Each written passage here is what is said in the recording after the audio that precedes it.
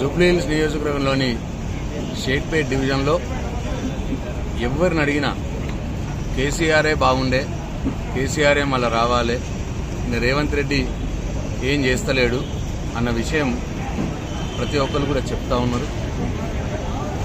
అట్లాగే మాగంటి గోపి గారు మాకు బాగా మంచి పనులు చేసినాడు, మరి ఆయన చనిపోవడం బాధాకరం, ఆయన భార్యకు తప్పకుండా మేము ఓటేస్తామని చెప్పి కూడా చెప్తా ఉన్నారు.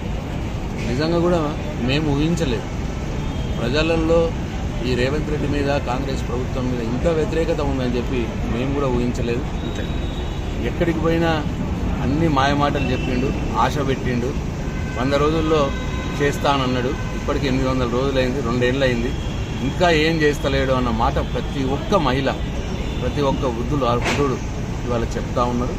డెఫినెట్గా మాగంటి గోపి గారి సతీమణి టీఆర్ఎస్ పార్టీ అభ్యర్థి సునీతమ్మ బ్రహ్మాండమైన మెజార్టీతో గెలవడం ఖాయం. ఈవెన్ మరి ముస్లిం వర్గాలలో కూడా వాళ్ళకు క్లియర్గా అర్థమవుతూ ఉన్నది, వాళ్ళ కాంగ్రెస్ పార్టీ మమ్మల్ని దోకా చేసింది, కాంగ్రెస్ పార్టీ ఒక్క ముస్లింకు ఎమ్మెల్యేని చేయలేదు, మంత్రిని చేయలేదు, మమ్మల్ని మాటలు చెప్పి మోసం చేసింది అన్న మాట కూడా మాట్లాడుతూ ఉన్నారు. కేసీఆర్ గారు అందరిని ఆదుకున్నాడు, 2000 రూపాయల పెన్షన్ ఇచ్చి ఆదుకున్నాడు, అట్లాగే కళ్యాణ లక్ష్మి షాదీ ముబారక్ పథకంతో ఆదుకున్నాడు. ఇట్లా చాలా మంచి పనులు చేసినాడు అని చెప్పినారు. రేవంత్ రెడ్డి ప్రతి మహిళకు 2500 ఇస్తా అన్నాడు, అది కూడా 6 గ్యారెంటీలలో 100 రోజుల్లోనే అమలు చేస్తా అన్నాడు. ఇవాళ 800 రోజులైంది, 2500 మహిళలకు లేదు. 2000 పెన్షన్ 4000 చేస్తా అన్నాడు, అది లేదు.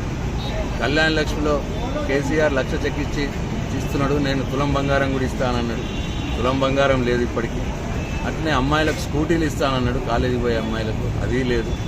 చాలా నిరుద్యోగ భృతి 4000 ఇస్తా అన్నాడు ఉద్యోగం లేని వారికి, యువకులకి, అది లేదు.